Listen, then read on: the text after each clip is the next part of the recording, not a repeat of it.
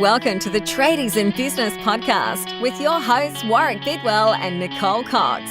Divert your phone and grab a brew as Waz and Nick unpack tips, tales, secrets and stuff-ups from guests both inside and outside your trade, helping educate and inspire you to break the cycle of gut-busting and money stress and create a true trade business. Howdy, hoody, hoedown.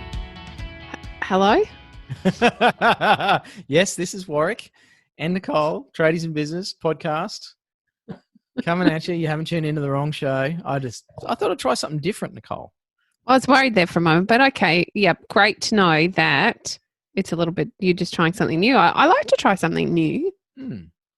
And something, well, it's not totally new. We're recording this before you disappear into the boondocks. Not really. Into the coast. With a few other people. But we're laying down some tracks.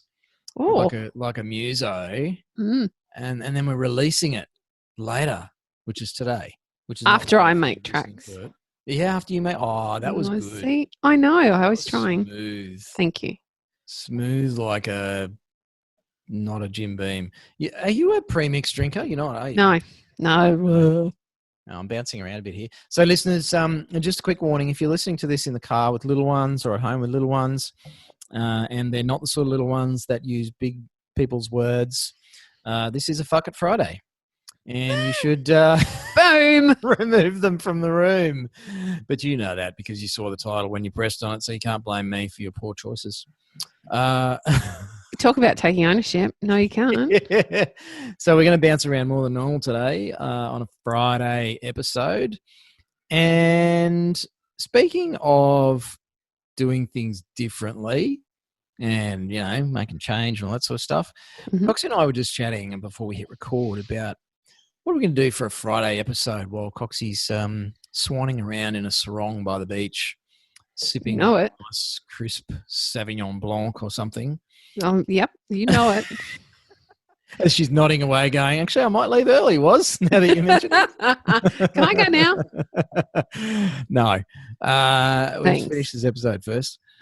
We were discussing, interestingly enough, we were discussing my ex-wife, and then it got onto conflict, and then it got onto people that let us down, and then it got onto my conversation that I've had previously about dishwasher syndrome, where one of my family members had a dishwasher once and it was a pain in the neck of a thing. It broke down all the time and they hated it. It was a piece of shit. And they've never had a dishwasher since because in their mind, all dishwashers are bad because they had one bad dishwasher. Yeah, well, if the first one's bad, then the rest are going to be bad, right? Well, clearly. And it's like SEO companies. Oh, look, if one can't do it, nobody can. It's a waste of money. And, I tried employing an apprentice once and it was a disaster. So I'm never going to do that again. Huge. They're all shit. Nobody wants an apprentice. And, don't get me started on business coaches, Coxie. No, I was hoping you're going to go there. They're terrible. They're all out for your money. I had one a few years ago and all he did was fucking take heaps of money out of my bank account and didn't do anything for me. So I'm never doing that again. No, I'm not doing it. Wouldn't give anyone else a go. Can you imagine if that was our approach to life? Where if we had a bad experience with something and then we went, okay, that's it, never doing that again. Imagine how many things we would not actually be doing. Like none of us would be having sex. No, that's so true. None of us would be in a relationship. None of us would ever drink, smoke. None of us would go to the footy or any sporting event because our teams always lose at least one game. Of course. We would never employ anybody. We'd never have any more customers ever again. We'd actually all just be dead because it would be very boring. Or sitting naked under a tree in the rain somewhere. Pretty sure that wouldn't be good either, so we probably wouldn't do that. No. But it's like if you take it to that ridiculous level, everything always goes bad at some point. Yes. Whether it's staff, customers, marketing, money, bad experience with other businesses, with partners, exes, our kids, our pets. Gosh, my dog vomits his breakfast up every single day. I mean, I'm never having another dog again. It's ridiculous when you think of it that way, and yet so many people do that. They do that with SEO companies or AdWords or social media strategies or apprentices or other employees in their business. And I just wanted to perhaps call that out a little bit, because I don't think enough of us think about the operation of that. You know, if you take it to the nth degree of, well, where do you stop that? It's like, oh, I'm never doing that again. Well, why don't you do that with everything in your life? And then you miss out on all these fantastic opportunities. Well, let me use a personal example. So wife and I love to do a bit of hiking and mountain climbing and stuff. And we did a climb back in July, I think it was, middle of winter down here in Tassie. It was freezing cold. We climbed this mountain that's supposed to have epic views. It was covered in cloud. You couldn't see a fucking thing except for cloud and mud. It was freezing. Couldn't even get to the summit because it was windy as buggery. It was starting to rain. It was too risky. It was a bit of a rock climb. And we turned around and went back down. Like, this is after, I can't remember, it was 3 or 4 hours of climbing. And I couldn't actually go stand on the summit of this fucking mountain. And that's one of those experiences where it's like, fuck that, I'm never doing that again. Now, we went and did one on the weekend. The weather was perfect. The climb was fabulous. The views were incredible. It was absolutely fantastic. But so was the one where we couldn't see shit, where it was cloudy and cold and my fingers were frozen and it was muddy, and like, they were both awesome for different reasons. We learnt so much on the cloudy hike, and it was great for a different kind of experience.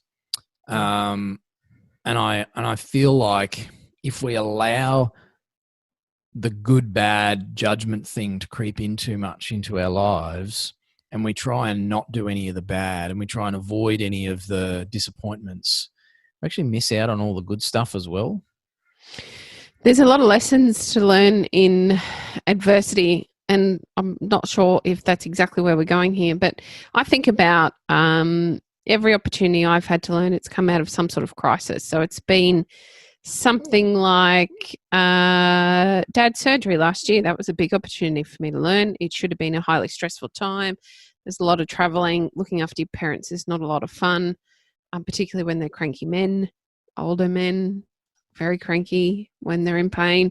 And you know what? It was a great opportunity for me to learn. It was a great situation in which I could learn what his triggers were, how I could help smooth him through those trigger points rather than aggravate them without really taking any opportunity to understand and learn myself. Or I think about every injury my son's had. I don't know why I'm going to injuries, but they've been great learning points for me where time's been really tough, particularly for him, you know, with another broken arm or another broken collarbone or whatever it might be, and how he's managed to learn to use his left hand, or he's managed to learn a different way to function at school so that he can grow through that experience rather than getting stuck. Same as a parent, you're constantly learning with them. I think about business of recent times. We've been let down a couple of times by some people that we've been working with. Been great points for us to reflect and think, okay, well, how have we contributed to this?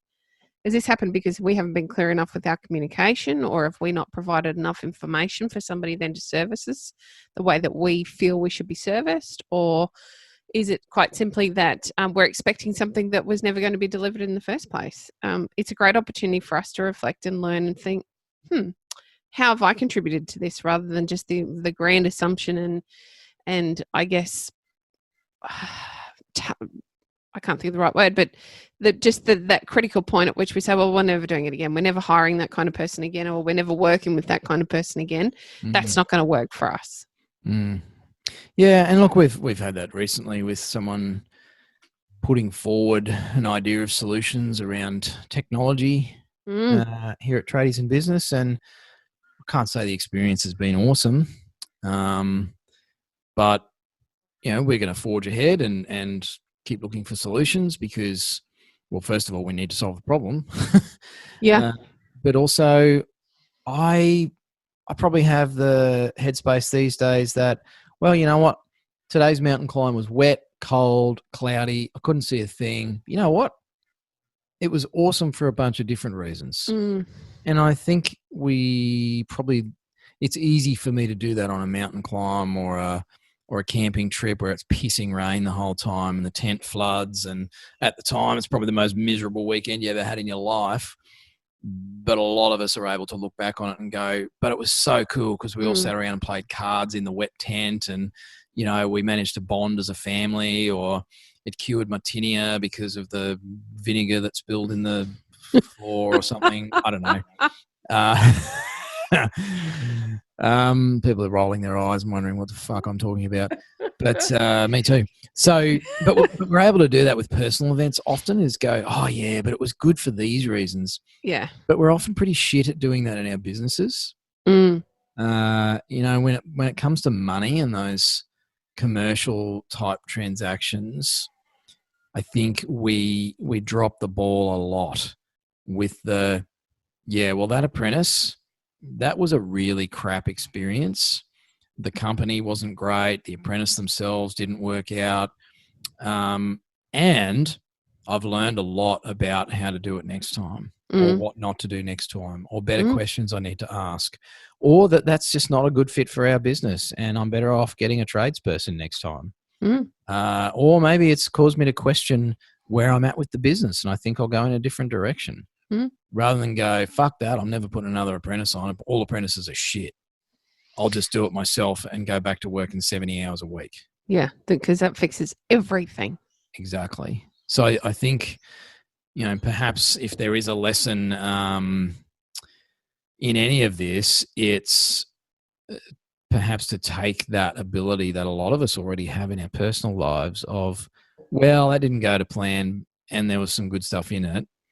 Do that in our businesses. That didn't go to plan and here's what we can learn from that.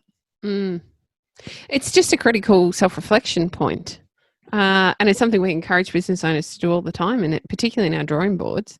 Take that time to critically look at what's happened and reflect over how you could have made it better. What role did you play? Even in the most extreme of situations, everything's gone to shit. The client's very unhappy. They've left a poor review. They might have been an asshole client, but I guarantee there are points at which you could have prevented this situation from unfolding the way that it did. There will be something that you have not taken care of, or you haven't communicated, or you haven't effectively done comprehensively that has created that situation. You have to take ownership for some parts of each situation and then reflect and find the positives. We did an episode a few months back about the ability to find a silver lining in every situation, and it is always there. And there might be the things that you don't want to look at, or you don't even feel in the minute, but they are there. It can be that, yeah, the hike was shit, but geez, we found the best shoes. We're really happy with these shoes because they gripped in the mud. Or it might be, I've just learned something about the clouds that I didn't know before. Or it could be that you guys now laugh about that situation in which Warwick fell over and slipped down 20 meters on the hill because it was so slippery, and that's the funny memory that you hang on to forever and ever. There are always bright points, even to the most miserable of situations. Yeah. I had I shared it on social media recently, but an old CrossFit buddy of mine up in Queensland recently climbed a fairly iconic Queensland mountain. He was shitting himself in the lead up to it. Now, he's a pretty fit guy and he's pretty capable. I think he has a bit of a fear of heights and he's not much of an outdoorsman in that regard. He's competent in the gym and he can lift lots of weights, but out in the bush, that's just not his bag, you know? And so he was crapping himself and he knew that I'd summited this mountain a couple times, and it's a decent climb, you know, it's like a 10-hour day up and back. And there's some pretty tricky sections, and it's, you know, people have died on the mountain. So it's not a cakewalk. It's not the Glasshouse Mountains, but he committed to doing it with a few other people, and he messaged me the day after he did it, and I saw on social media that it had happened, and he was so proud of himself. But he literally broke down and cried halfway up this hill and had to be talked through this section by the guy leading the party. And Goodness. I mean, for him to even fess up to that must have been a little embarrassing for him. Grown man, you know, a couple of kids. He's in quite a high profile job. And I think that is such a great example of what can come out of some of those awful, fearful, uncomfortable situations. He now is feeling so good about himself. He's so proud that he conquered that thing. And who knows what that might lead to. I doubt he'll do more mountain climbs, but even in his job, you know, next time he's got a sticky situation at work, those experiences all become bankable, as I said to him. You know, you bank those experiences, you bank those hurts and those failings and those confrontations, and you can actually redraw on them later like an offset account, and just, you know, develop that muscle of going, fuck me, I climbed a mountain. Surely I can deal with this junior staff member giving me lip. You know, I cried halfway up a fucking hill and had to be talked through it by some other grown men. I can do this. And, you know, I've pissed money up the wall on Google Ads. I've learned a lot about marketing in my business. I can make some decisions about this stuff. I don't need some other idiot to tell me what to do. And I think there's an opportunity for all of us to actually do that, is to cast our eye back and go, shit, I've got a lot of experience in business. Even though I'm not getting the results I want right now, I've fucked a lot of things up, as you and I both have, Coxie, and continue to do. Of course. But it's that willingness to actually turn our gaze and look at it from another angle and go, and that means that I can actually draw on that experience and do things differently. If I go back to the start of this episode, is doing something differently because of the things we've screwed up, not in spite of them. I've got a great example to share. It's a trade example. The builder worked on Saturday to do a job that he needed to do. The job was a considerable sum for what turned into a short day's work. Him and the son went off to do the job. Expected to be a full day, maybe a day and a half. They'd finished the job, cleaned, tidied, done some extra by 2 p.m. And we were reflecting later that day on, wow, that was incredible that he managed to smash through it that quickly. And there was this amazing critical point for him where he was able to look back and say, you know what, ordinarily I would have spent another 2 or 3 hours stuffing around there so that those people felt like they got their value for money. And yet I realized when I got to 2 o'clock and it was all said and done, that that's my 25 years experience right there in today. Quickest, easiest, most effective way to get that job done. That's what they're paying for. And I think that references straight back to what we're talking about here. There are so many times in your business where you will second guess, you'll be unsure, you'll be nervous about something, you will have been burnt by an experience and don't want to get in a position where we're just saying, SEO sucks. I used it once and it was no good. Your experience in all of these situations is what should be driving you through rather than worrying about whether you got burnt last time or not. Have another crack. You know now, because you've been burnt, how not to get burnt that way again. Yeah, absolutely. And to maybe put a bow on this for a Friday, Coxie, even though I'm sure while people are listening to this on Friday as it's released, you will be giving very few fucks about anything. Except whether maybe that was a whale or a dolphin and should we get up the stand-up paddleboard or we just lie here on the beach. Which shade of blue the water is. Entering into a deep philosophical discussion about tides. No. If you would like to hang out with some other trade business owners that have screwed a lot of things up, and collectively, I wonder how many mistakes collectively our community of over 2,500 trade business owners have made in the last 5 Many years. millions, I'm sure. That is such a massive pool of experience and wisdom right there. if you aren't already a part of the group, you really should go and join because it's free. It is a private group, which means it's only accessible to trade business owners like you listening to this. Jump onto Facebook, find Tradies in Business, the group, and apply to join. We do check everybody that applies to join and make sure they're not great white sharks coming in to spam the crap out of our members. So get in there and you can start chatting with not just other trade business owners who are part of the community, but trade business owners who are clients of ours, who are being coached, who are in our drawing boards, which is our masterclass or mastermind level.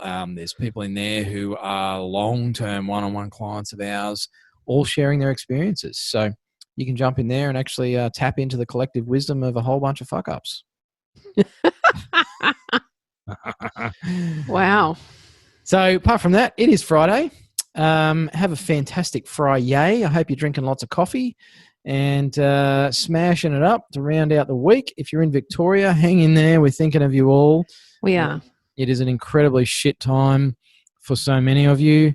I just hope that you've got the stamina to tough it out and be able to look back on this, as we've said in this episode, in months or years to come and go, that was completely fucked.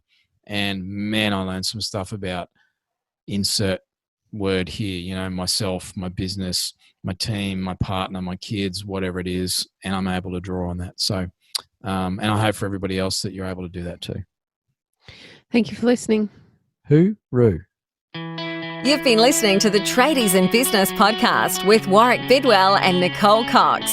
Find out more about today's guest, tools for your trade business, and other cool stuff at tradiesinbusiness.com.au.